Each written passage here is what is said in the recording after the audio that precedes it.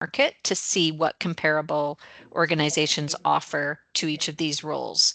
So we've developed what we call a gender neutral, unbiased job evaluation process, and we apply all new jobs through that evaluation process, and that tells what job band a role fits in, and it's equal across.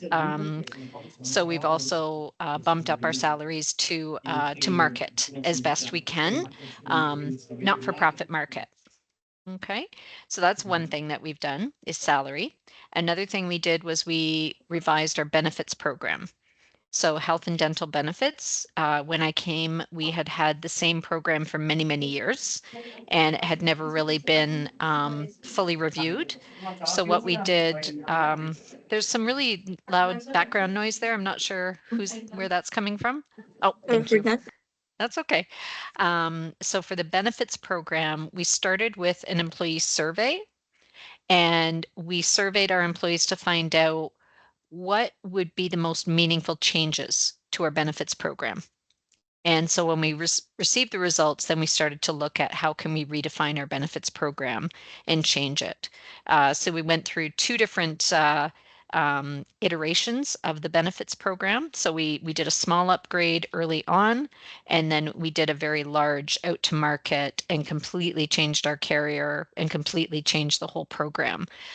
Just last April, I want to say it was April 2022, I believe, or April 2023. I can't remember now, but we did a very big change of the program. And what we did was we had an employee working committee working with us to help advise us as we were making the changes, and they would go out to their colleagues to say, hey, here's what we're looking at doing. Does this make sense? So we always check back with the employees. The last thing we did was we looked at our pension benefits. So we were able to make a big change from an employee RSP to a defined benefit pension, which means retirement security for our employees. So they would have a guaranteed amount at retirement instead of being reliant on how the stock markets were doing at the time that they retired. So it gave much more stability to retirement plan. And then the final thing we did was we enhanced our onboarding process. So we wanted to make sure that every new employee to LEF receives a very warm welcome. And so what we do is we do our onboarding in person at 116. I think you're at 116 today, or somebody is maybe, or you guys have been to 116 Industry Street. So we bring people in, and we offer up a lunch, and we sit and we get to know people better through the orientation program. So it's an in-person orientation now. So those are some of the things that we've done to attract and retain. Yeah, so I hope that's helpful. And of course, engaging job postings, making sure that they appeal to people. So we rewrote our job postings as well. Yes, I can see already exactly the lunch for the trainings. Also, we like to ask about what are the key challenge that face in implementing, for example, diversity and inclusion initiatives within the organization. Okay, so we're kind of we're taking a journey with diversity, equity, inclusion. We've done some training in the past on those matters to help people to understand each other better. Over the last 2 years, we've been implementing a walk with Indigenous peoples as a big focus as part of the Truth and Reconciliation program that the government has. And so we've been learning a lot about Indigenous culture. And we always are very aware of the mix of employees that we have. I mean, it's a beautiful mix of people from all cultures and all backgrounds, and that reflects the community we serve as well. So we've always strived to make sure that our employees can relate to our community that we serve, that we have the different languages in place, we have cultural events, and we celebrate as much as possible all the different and beautiful cultures that make up LEF. We do have some policies, but we go very light on policies in terms of diversity, equity, inclusion, and I'm actually working on finalizing some policies now that kind of beef that up a little bit more. So, yeah. So it's just kind of part of who we are is to welcome everyone and to, you know, get to know the different and diverse communities that we're part of. Great. And also, we would like to know regarding the feedback from performance evaluation used to enhance both individual and organizational performance. Okay. So sorry, the question is what kind of feedback we've had on that? Yeah, the question is how is the feedbacks from performance evaluations used to enhance both individual and also organizational performance? Got it. Okay. So again, when I started 5 years ago, they had a very specific contribution focused evaluation program. And it was more about not the day-to-day work of our employees, it was more about what extra did people do. Unfortunately, not everybody gets a chance to step out of their role to do extra. Think about childcare educators. You know, they're so focused on looking after the children, it's hard for them to find time to do some extra things to contribute to the life of LEF beyond their role. So we had 2 years of doing that type of performance review. Each year we took feedback at the end of the cycle and we listened to that feedback and we adjusted the process. So first year we got feedback, second year we adjusted, tried it again. Third year, we realized, you know what, this isn't working for us. So we revamped the whole process. And now it's a goals-based process. So it's goals of the individual and what do they want to do versus how can you step outside your role. So now it's in your role. You could shadow someone else. So you set your own goals and we encourage the employees to come up with their own goals. And then the managers, supervisors meet with them on a regular basis throughout the year to see how they're doing with their goals and to see how they can support them with any tools, any processes, any people support that they need to achieve those goals. So it's much more conversational, much more feedback all the way through the year so that we can ensure that every employee is heard. And if they have a specific goal, how can we support them to achieve those goals? So it's been this newer process is we're just coming to the first end of the first year in doing this. And so we'll see how the feedback is for this year. But so far we did a little bit of a pilot and it was very good. Oh, great.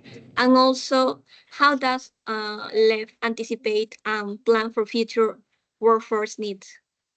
Yeah. So what we do is we have ongoing tracking of workforce needs.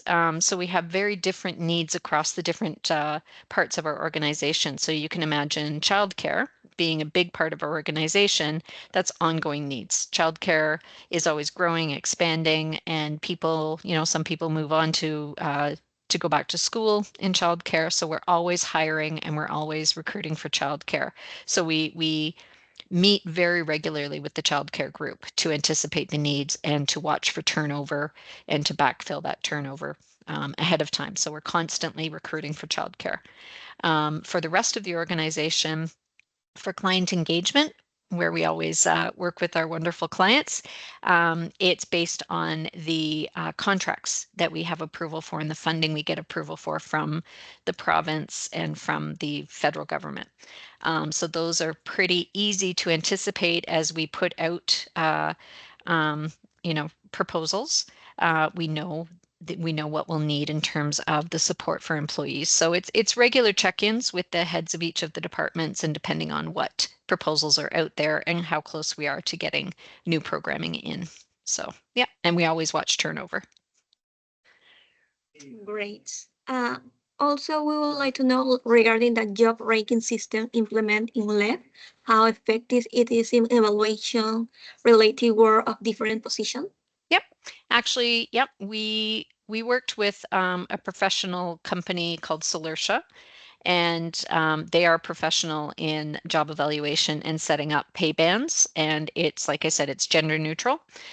So it does. We make sure that in each pay band we have representation from both male and female, and that the requirements of the roles are within a range. So we have a very strong job evaluation methodology, and we've stuck with that throughout. So it's very equitable and fair. So anytime a new job is developed, we sit with the manager to take them through the job evaluation questions, and then the role is placed in the appropriate level. So I hope that answers the question. Yes, it answered my question. Now my partner Kusho will tell more questions. Okay, perfect. Thank you. Yeah, thank you, Ilya. And my question is, just a second. So, can you describe an initiative or program you have implemented to enhance employee engagement and retention? Okay. So I think with employee engagement, we have now done 3 employee engagement surveys. So we did a very basic one. It was in 2019, and that was just focused on benefits because we were hearing things about people not being happy with the benefits. Then in 2022, we did a full employee engagement survey, which included all aspects of employee life at LEF. So, work with the manager, workload, stress, benefits, pay, paid time off, everything. So we got a lot of feedback from that, and we worked quite actively on that feedback. We presented to the employees what the results of the engagement were and what questions we were going to address or what situations we were going to address. We addressed them. And then this year, we just did another one to follow up on it to see how people are feeling since we did all of the improvements. So we're working through those results right now, and I'm pulling together again a working committee of managers and employees to help us work through what came out of that survey. So for employee engagement, we always check in every couple of years, and then we actually hear them and do something about the feedback we see. The other thing we do for engagement is we recognize years of service.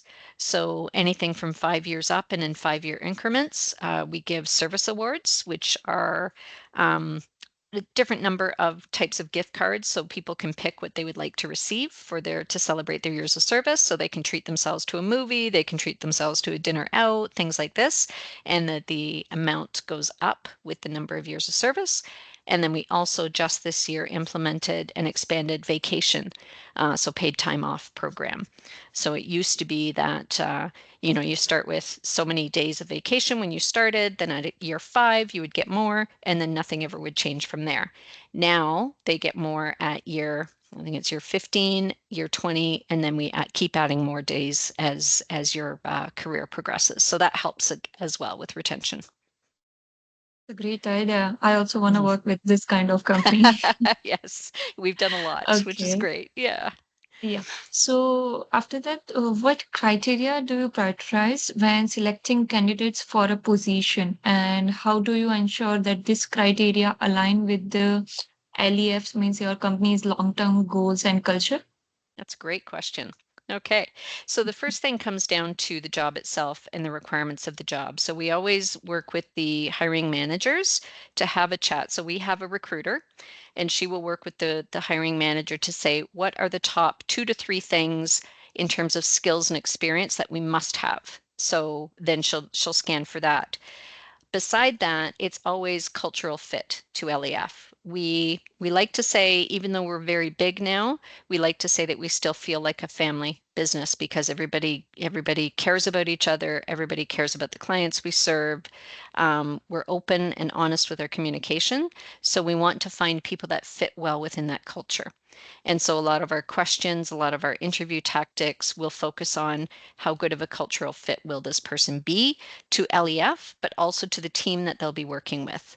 So we do a multi-level recruiting process where we put the job posting out, people apply, our recruiter does a pre-screen, which hits the high-level pieces, and then it goes to the hiring manager to do an in-depth second interview to get that fit with the team and with the job and with the group. So yeah, it's pretty Okay. intense.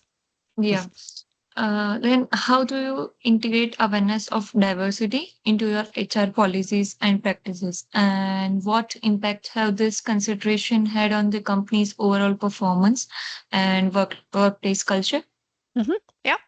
So it's It's interesting because we haven't had to actively focus on bringing in a diverse workforce. I think because of the nature of the work that we do, it has brought us a beautiful patchwork of various cultures and people coming in. And one of the things that we do strive to do is to take a look at any of our clients or former clients and are there roles that they could fit into. Many of our very successful employees were former clients. And so because our clients are representative of the world, that's, having that focus to engage our clients with any internal job postings we have, that's kind of how we ensure our diversity. And it's worked out beautifully because then they also have they understand LEF, they understand how we work and what services Yeah. we provide. So having been a client, they're our best advocates. Yeah. And then what key metrics or KPIs do you use to measure the success and impact of your HR strategies, or and how do you report on these metrics to organizational leadership? Yep. Okay. So this could be a very long answer. We we Oh, take a look at a lot of metrics. So one of the things is recruiting, retention, and turnover. So in terms of recruiting, how long does it take us to fill a job from the day it was posted to what I call bum in seat? So when the person actually starts the job. yeah. So that's one metric. Another is how fast do we get enough candidates for each job? We're not having to leave job openings open very long, and we get lots of candidates very quickly. And we've done a lot of strategy behind the scenes to make our jobs more appealing and to do all these things to get candidates in quick. So that's another thing. And how much are we spending on recruiting, right? Because the longer you Yeah. keep a job opening, the more it costs. So our costs have come way down. And what is our turnover? How long are people staying? So our retention and what is our turnover rate. So over the last couple of years, especially, we had a bit of a hiccup with COVID because many people self-selected to leave certain areas of our business, especially childcare, because it's such a high touch, high Yeah. contact. So leading up to COVID, during COVID, and after COVID, we definitely had high turnover in childcare. Since we've done all these other things that we talked about benefits and vacation and all the, salaries and things like this, we've seen our retention go up, our turnover go very much down, and our ability to fill positions is much easier. So we track and we do reporting on all of these things, and I report that to both our management team as well as our senior leadership on a quarterly basis. The other thing we do track is vacation time. So on a quarterly basis, we track how many people are actually using the vacation they've been given versus how many are carrying over. And so that also speaks to the health of the organization and why aren't people taking vacation or why are they? And how is the health of that? We also track our sick leaves and WSAB. Because that kind of fits in as well to the health of our employees. So there are many elements to what we track. So sick Mm. days, vacation days, time to hire, turnover, retention, years of service, and all things like that. So that's usually quarterly reporting that goes to all levels of management. Mhm. Okay, perfect.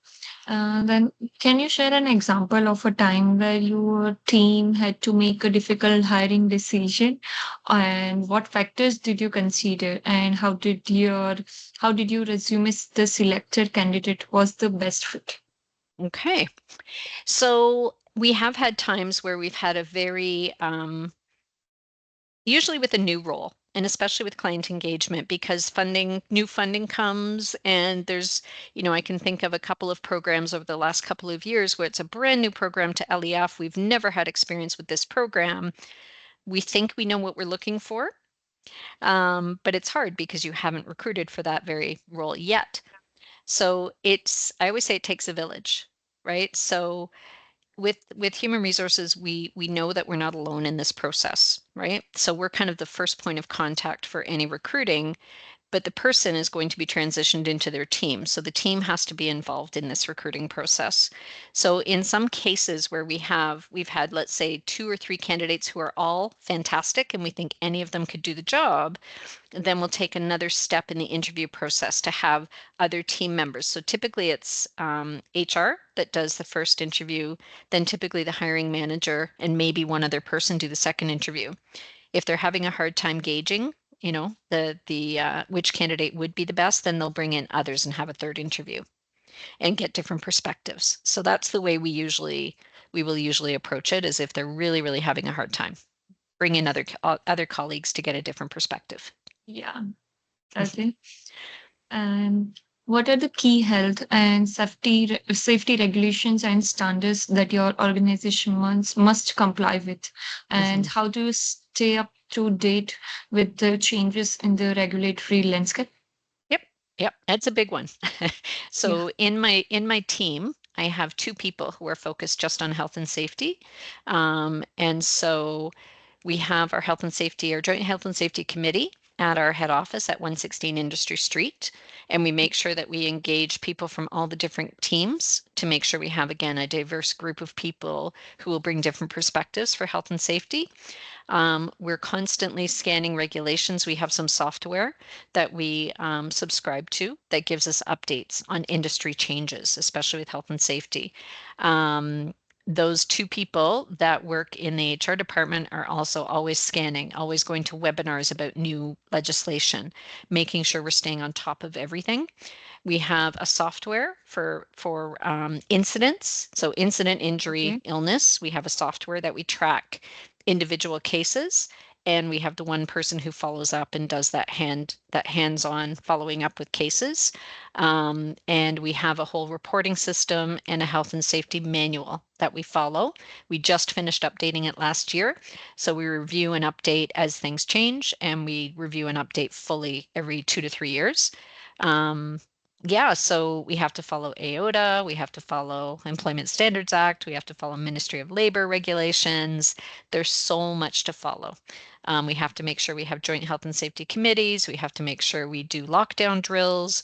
We have to make sure we do fire drills. We have to make sure we have safe locations for people to escape to. So we do a lot of drills and a lot of tracking. We also do workplace inspections on a regular basis. All of our childcare centers, they're part of a software, and they have a checklist that they can do on the computer for health and safety inspections. Our kitchen has different types of inspections. Our bicycle assembly maintenance have different type of inspections. Our industrial skills training have different type of inspections. So depending on what tools and equipment they're using, we have it all covered that way. Yeah. That's nice. And how do you manage employees from the different culture and ethnicity? What do you do to reduce the communication gap between them? Well, I think one of the lovely things that we're able to do at LEF, because we do have such a great diverse culture, is we have people who speak many languages. So if language is a barrier, we always can find someone who speaks that language to bring them into the conversation. We always treat everyone with an eye to equity, and it doesn't mean that you treat everyone the same. Right? Because what you need may be different from what I need, may be different from what somebody else needs, right? Yeah. So we have the same policy. So let's say somebody wants vacation at a time because there's a religious holiday that they want to take. We always make sure that A, they have the vacation time available, and B, it goes in order of who's asked for it, and can we accommodate that? So the managers manage this. They put a lens on the whole and the whole team, and what can they accommodate. So we always do our utmost to accommodate requests and to ensure inclusion. And like I said, we celebrate different cultures. I know at our childcare centers, they'll have, different people come in and talk about their cultures and maybe come in their traditional dress and maybe bring in some foods. And so we try and do as much as we possibly can to celebrate and That's accommodate. Nice. Yeah. Okay. And what are the 3 top qualities that, according to you, must be there that you look for in your candidate while interviewing them?